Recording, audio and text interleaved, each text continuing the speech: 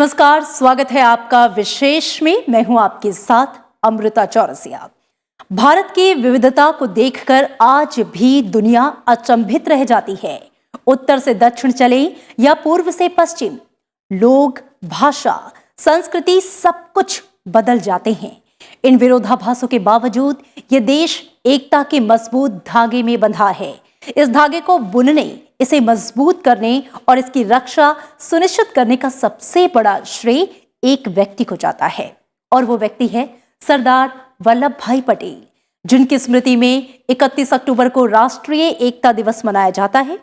विशेष की आज की कड़ी समर्पित है मजबूत इरादों से भारत की कल्पना को मूर्त रूप देने वाले इस महान शख्सियत पर।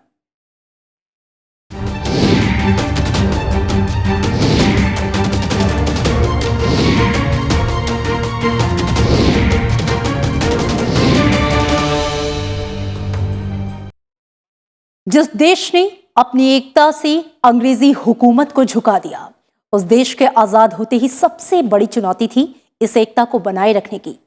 पाकिस्तान अलग देश बन चुका था और बंटवारे की टीस दिलों में थी, लेकिन बंटवारे के बाद भी भारत के सामने चुनौती थी भारत की रियासतों का देश में विलय कर एक अखंड देश की स्थापना करना। देसी राजाओं को मनाने और भारत को साथ लाने में सरदार वल्लभ भाई पटेल ने सबसे अहम भूमिका निभाई।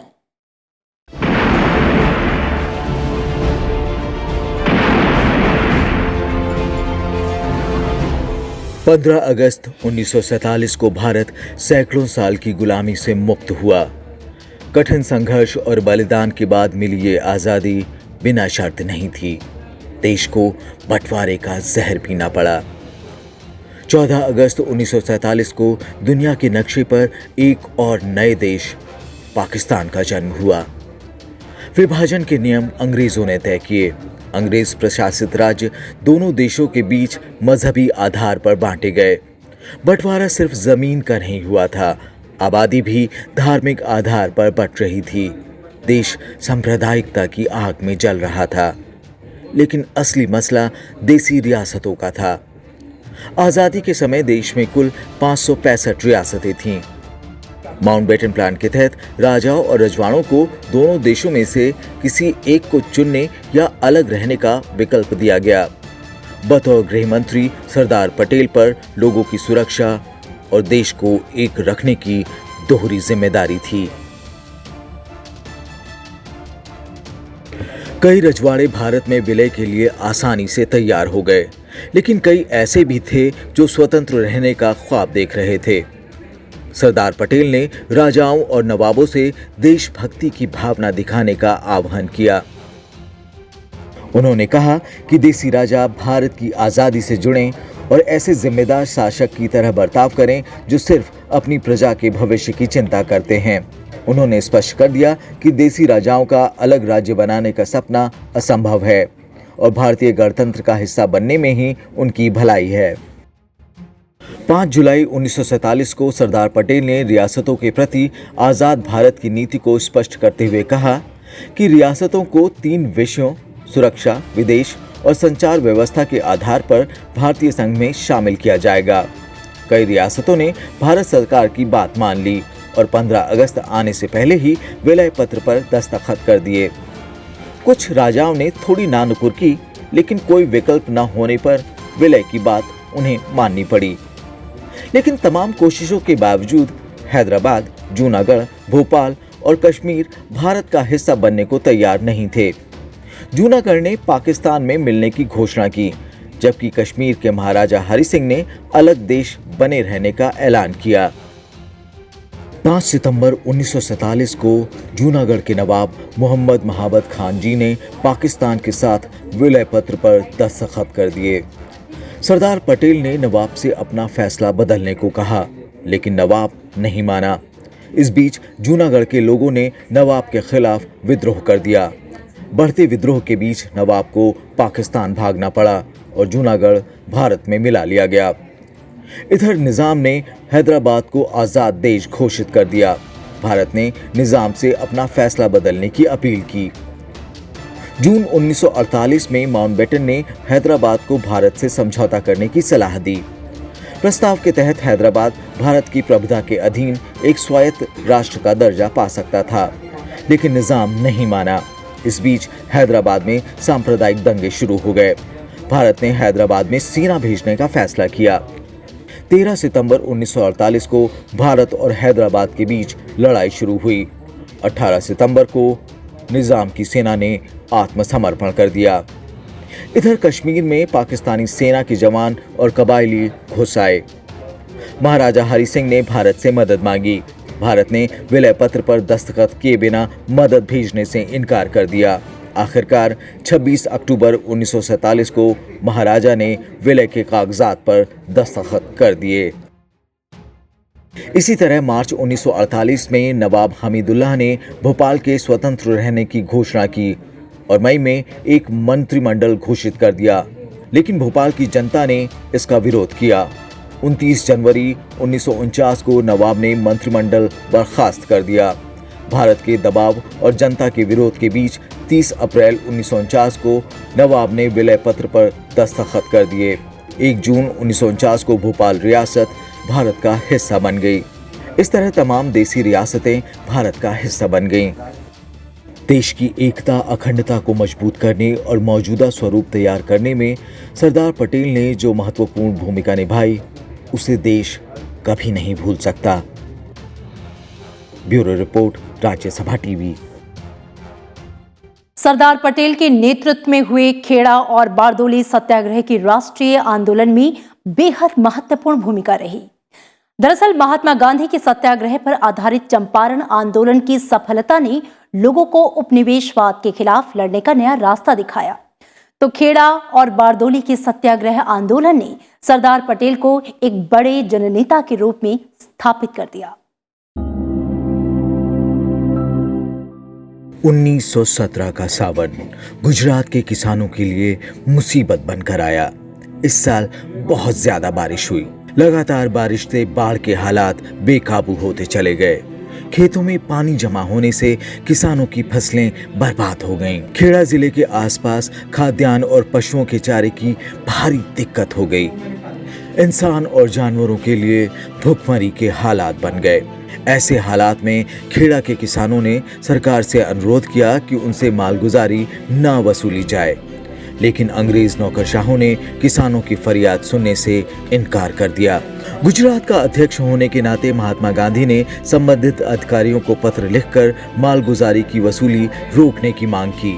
जब कोई जवाब नहीं मिला तो गांधी जी ने खेड़ा जिले के किसानों को सत्याग्रह की सलाह दी और शपथ दिलाई कि कोई भी किसान बकाया मालगुजारी नहीं देगा। गांधी जी के आह्वान पर सरदार वल्लभ भाई पटेल वकालत छोड़कर आंदोलन में कूद पड़े। उनके बड़े भाई विट्ठल भाई पटेल के अलावा शंकरलाल बैंकर, अनसुईया बहन, इंदुलाल याज्ञिक और महादेव देसाई जैसे नेता गांव-गांव जाकर किसानों को जागृत करने में लग गए। उन्होंने किसानों में सरकारी अफसरों से न डरने का साहस जगाया। सरकार ने आंदोलन दबाने की भरपूर कोशिशें की, लेकिन असफल रही। आखिरकार अंग्रेज सरकार को समझौता करना पड़ा। खेड़ा आंदोलन ने सरदार पटेल की जिंदगी बदल दी। इसके बाद वो पूरी तरह महात्मा गांधी और स्वतंत्रता आंदोलन के प्रति समर्पित हो गए। उन्होंने विदेशी कपड़ों का त्याग कर खादी पहनना शुरू कर दिया। 1928 सरदार पटेल के जीवन का अहम पड़ाव था। इस साल गुजरात का बारदोली तालुका बाढ़ और अकाल से पीड़ित था। किसान भूखमरी के कगार पर थे। ऐसे में ब्रिटिश शासकों ने सालाना लगान 30% तक बढ़ाने का फरमान सुना दिया। इससे किसानों में गुस्से की लहर दौड़ गई। बढ़ा हुआ लगान 30 जून 1927 से लागू होना था। तत्कालीन मुंबई विधानसभा ने इस लगान वृद्धि का विरोध किया। किसानों का एक मंडल उच्च अधिकारियों से मिला, लेकिन उसका कोई असर नहीं हुआ। जब सरकार टस से मस न हुई तो इसके विरोध में सत्याग्रह आंदोलन करने का फैसला लिया गया। किसानों ने सर्वसम्मति से फैसला लिया कि बढ़ा हुआ लगान किसी भी कीमत पर अदा नहीं किया जाएगा। महात्मा गांधी की सलाह पर आंदोलन की कमान सरदार वल्लभ भाई पटेल को सौंपी गई, जिसे उन्होंने सहर्ष स्वीकार कर लिया। सरकार ने लगान ना देने पर किसानों के पशुधन और घरों की कुर्की करानी शुरू कर दी। इस बीच गांधी जी की अपील पर 12 जून को पूरे देश में बारदोली दिवस मनाया गया। इसके बाद आंदोलन चारों तरफ फैल गया। आखिरकार सरकार को झुकना पड़ा। वायसराय की सलाह पर मुंबई सरकार ने लगान के आदेश को रद्द कर दिया। आंदोलन की सफलता पर एक विशाल जनसभा का आयोजन किया गया। इस सभा में महात्मा गांधी ने वल्लभ भाई पटेल को सरदार का खिताब दिया। इसके बाद वल्लभ भाई पटेल सरदार पटेल बन गए। Bureau report, Rajya Sabha TV. Bharat की आजादी में बेहद ही महत्वपूर्ण भूमिका निभाने वाले सरदार वल्लभ भाई पटेल का व्यक्तित्व देश के लिए हमेशा प्रेरणा का स्रोत रहेगा। भारतीय राष्ट्रीय आंदोलन को वैचारिक और क्रियात्मक रूप में एक नई दिशा देने वाले सरदार पटेल ने राजनीतिक इतिहास में एक अत्यंत गौरवपूर्ण स्थान हासिल किया। अटल इरादों और लौह इच्छा शक्ति की वजह से ही उन्हें लौह पुरुष कहा जाता है। सरदार पटेल ने युवावस्था में ही राष्ट्र और समाज के लिए अपना जीवन समर्पित कर दिया और अंत तक देश को नई दिशा देने के लिए संघर्षरत रहे। भारत के स्वतंत्रता संग्राम में एक मजबूत और अटल सेनानी की भूमिका निभाने वाले सरदार वल्लभ भाई पटेल आजाद भारत के पहले गृह मंत्री थे। आजादी की लड़ाई में उनके महत्वपूर्ण योगदान की वजह से ही उन्हें भारत के लौह पुरुष का खिताब मिला। सरदार पटेल का जन्म 31 अक्टूबर 1875 को गुजरात के खेड़ा जिले के नाडियाड में उनके ननिहाल में हुआ। पिता झावरे भाई पटेल पेशे से किसान थे। 5 भाइयों और एक बहन के बीच पटेल चौथी संतान थे। बचपन से ही पढ़ाई में तेज सरदार पटेल को शिक्षा के दौरान अनेक कठिनाइयों का सामना करना पड़ा। प्राथमिक शिक्षा अपने गांव करमसद से पूरी करने के बाद वे आगे की पढ़ाई के लिए पेटलाद के स्कूल में भर्ती हो गए। 1897 में 22 साल की उम्र में उन्होंने मैट्रिक की परीक्षा नाडियाड के माध्यमिक स्कूल से पास की। इसके बाद उन्होंने वकालत की पढ़ाई की और गोधरा में वकालत शुरू कर दी। 1902 में वो बोरसद में वकालत करने लगे। वहां वे फौजदारी मुकदमे में काफी कामयाब हुए, जिसके कारण उन्हें अच्छी खासी शोहरत मिली। 1893 में 18 साल की उम्र में वल्लभ भाई का विवाह झावेरबा से हुआ। बैरिस्टर की पढ़ाई के लिए वल्लभ भाई पटेल जुलाई 1910 में इंग्लैंड चले गए। वहां मिडिल टेम्पल में लॉ की पढ़ाई में दाखिला ले लिया। वहां कॉलेज में उन्होंने टॉप किया। 1913 में पटेल भारत वापस लौट आए और जल्द ही देश के मशहूर क्रिमिनल वकील बन गए। वल्लभ भाई ने सबसे पहले अपने स्थानीय क्षेत्रों में शराब, छुआछूत और नारियों के अत्याचार के खिलाफ लड़ाई लड़ी। स्वतंत्रता आंदोलन में वल्लभ भाई पटेल का सबसे पहला और बड़ा योगदान खेड़ा आंदोलन में हुआ। ये सरदार पटेल की पहली बड़ी सफलता थी। 1922 में बोरसद में सत्याग्रह में उन्होंने हदिया कर को खत्म कराया। 1928 में बारदोली सत्याग्रह हुआ और इसके बाद पटेल का नाम पूरे देश में फैल गया। इस आंदोलन की सफलता के कारण वल्लभ भाई पटेल को सरदार की उपाधि से नवाजा गया, जो आगे चलकर उनकी पहचान बन गया। महात्मा गांधी की अहिंसा की नीति ने उन्हें बहुत ज्यादा प्रभावित किया। गांधी जी की नीतियों और आदर्शों से प्रेरित होकर सरदार पटेल स्वतंत्रता संघर्ष में शामिल हो गए और जब एक बार स्वाधीनता आंदोलन से जुड़े, उसके बाद तो उन्होंने आजादी के सभी प्रमुख आंदोलनों में सक्रिय रूप से भागीदारी की। 15 अगस्त 1947 को देश तो आजाद हुआ, लेकिन चुनौतियां खत्म नहीं हुई थी। सरदार वल्लभ भाई पटेल ने अपनी दूरदर्शिता और सूझबूझ से बिना किसी खून खराबे के देसी रियासतों को राष्ट्रीय एकीकरण के लिए बाध्य किया। 1948 में गांधी जी की मृत्यु से सरदार पटेल को गहरा आघात पहुंचा और 2 वर्ष बाद उन्हें भी हार्ट अटैक हुआ, जिससे वे उबर नहीं पाए और 15 दिसंबर 1950 को इस दुनिया से चले गए। 1991 में सरदार वल्लभ भाई पटेल को मरणोपरांत भारत रत्न से नवाजा गया। सरदार पटेल ने अपने मजबूत इरादों से देश एक किया और सुनिश्चित किया कि इसकी अखंडता पर कोई आंच न आए। इसीलिए उनके जन्मदिन को हम राष्ट्रीय एकता दिवस के रूप में भी मनाते हैं। Bureau report, Rajya Sabha TV. देश में एकता के स्वर को सबसे ज्यादा बुलंद स्वतंत्रता सेनानी सरदार वल्लभ भाई पटेल ने ही किया। वे उस सदी में आज के युवा जैसी नई सोच के व्यक्ति थे। वे हमेशा देश को एकता का संदेश देते रहे। यही वजह है कि 2014 से हर साल सरदार वल्लभ भाई पटेल के जन्मदिन को 31 अक्टूबर को पूरा देश राष्ट्रीय एकता दिवस के रूप में मनाता है।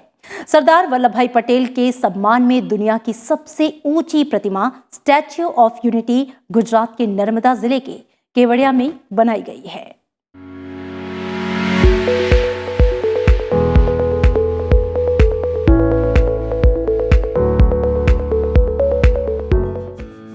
भारत के लौह पुरुष सरदार वल्लभ भाई पटेल ने देश की 560 से ज्यादा रियासतों को एकता के सूत्र में बांधकर अखंड भारत की रचना की थी। भारत के लौह पुरुष ने देश की एकता और अखंडता सुनिश्चित की। सरदार पटेल स्वतंत्र भारत की आधुनिक प्रशासनिक सेवा के संस्थापक थे। इन्हीं के सम्मान में 2014 से हर साल 31 अक्टूबर को राष्ट्रीय एकता दिवस मनाया जाता है। इस दिन सरदार पटेल के राष्ट्रीय अखंडता और एकता में योगदान को लेकर जागरूकता फैलाने के लिए देश भर में रन फॉर यूनिटी जैसे कई कार्यक्रम आयोजित किए जाते हैं।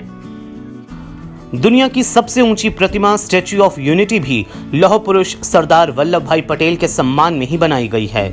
31 अक्टूबर 2018 को प्रधानमंत्री नरेंद्र मोदी ने इस विशालकाय प्रतिमा का अनावरण किया। सरदार पटेल की 182 मीटर की प्रतिमा स्टैच्यू ऑफ यूनिटी साधु बेट द्वीप पर बनाई गई है। ये गुजरात के नर्मदा जिले में केवड़िया में बने सरदार सरोवर बांध से करीब 3.2 किलोमीटर दक्षिण में है। ये प्रेरक स्मारक स्थल नर्मदा नदी की ओर सतपुड़ा और विंध्याचल पर्वत श्रेणी, गुरुदेश्वर से घिरी सरदार सरोवर बांध और केवड़िया शहर के बीच स्थित है। ये अहमदाबाद से करीब 200 किलोमीटर दूर है। स्टैच्यू ऑफ यूनिटी प्रधानमंत्री नरेंद्र मोदी का ड्रीम प्रोजेक्ट था। 2010 में गुजरात के मुख्यमंत्री के तौर पर नरेंद्र मोदी ने इस प्रोजेक्ट की घोषणा करते हुए कहा था कि स्टैच्यू ऑफ यूनिटी लोगों के लिए प्रेरणा स्रोत होगी। इस परियोजना का शुभारंभ 31 अक्टूबर 2013 को सरदार पटेल की जयंती के मौके पर तत्कालीन गुजरात के मुख्यमंत्री नरेंद्र मोदी ने ही किया था। उसी वक्त इस प्रतिमा के निर्माण के लिए लोहा जमा करने के मकसद से देशव्यापी अभियान की शुरुआत हुई थी। 182 मीटर ऊंची स्टैच्यू ऑफ यूनिटी की खासियत की बात करें तो इस प्रतिमा को 7 किलोमीटर दूर से देखा जा सकता है। कुल ऊंचाई आधार से लेकर शीर्ष तक की बात करें तो 240 मीटर है, जिसमें आधार तल की ऊंचाई 58 मीटर और प्रतिमा 182 मीटर ऊंची है। इस मूर्ति की भव्यता का अंदाजा इस बात से लगाया जा सकता है कि सरदार पटेल की प्रतिमा के जैकेट में टंगे बटन का व्यास ही 2.5 मीटर से ज्यादा है। इस परियोजना में 75,000 घन मीटर बजरी, 5,700 मीट्रिक टन स्टील, 18,500 लोहे की छड़ें और 22,500 मीट्रिक टन सीमेंट का इस्तेमाल किया गया। प्रतिमा के मूल ढांचे को कंक्रीट और स्टील से बनाया गया है, जबकि ऊपरी सतह में 553 कांस्य पैनल का इस्तेमाल किया गया है। ऐसे हर कांस्य पैनल में 10 से 15 माइक्रो पैनल हैं। पद्मश्री से सम्मानित मशहूर मूर्तिकार राम वानजी सुतार ने प्रतिमा का डिजाइन तैयार किया था। इस प्रतिमा के अंदर 2 लिफ्ट भी लगी हैं। इस लिफ्ट से पर्यटक सरदार पटेल की प्रतिमा के हृदय तक जाते हैं। यहाँ से बांध के अलावा नर्मदा के 17 किलोमीटर लंबे तट पर 230 हेक्टेयर में फैली फूलों की घाटी देखी जा सकती है। प्रतिमा के साथ 153 मीटर की ऊंचाई पर 200 पर्यटकों की क्षमता वाली एक दर्शक गैलरी बनाई गई है, जहां से दर्शक बांध और आसपास के वातावरण का नजारा देखते हैं। भूतल पर सरदार पटेल के जीवन पर आधारित एक प्रदर्शनी है, जहां से 2 हाई स्पीड लिफ्ट से पर्यटक दर्शक गैलरी पर जाते हैं। पटेल की जीवनी पर आधारित दृश्य श्रव्य प्रस्तुति और प्रदर्शनी हॉल दुनिया भर के पर्यटकों के लिए आकर्षण का केंद्र है। प्रतिमा को पूरा करने के लिए करीब 3400 कामगार और 250 इंजीनियर दिन रात काम में जुटे रहे। प्रतिमा का निर्माण भूकंप रोधी और जंग रोधी तकनीक से किया गया। इस पर 6.5 तीव्रता का भूकंप और 220 किलोमीटर प्रति घंटे की रफ्तार वाली हवाओं का भी असर नहीं होगा। वैसे इस प्रतिमा की ऊंचाई 182 मीटर रखने के पीछे भी एक दिलचस्प कारण है। गुजरात में विधानसभा की 182 सीटें हैं। कुल मिलाकर कहें तो ये प्रतिमा सरदार वल्लभ भाई पटेल के व्यक्तित्व की भव्यता को मूर्त रूप देने की कोशिश है, एक श्रद्धांजलि है। Bureau report, Rajya Sabha TV.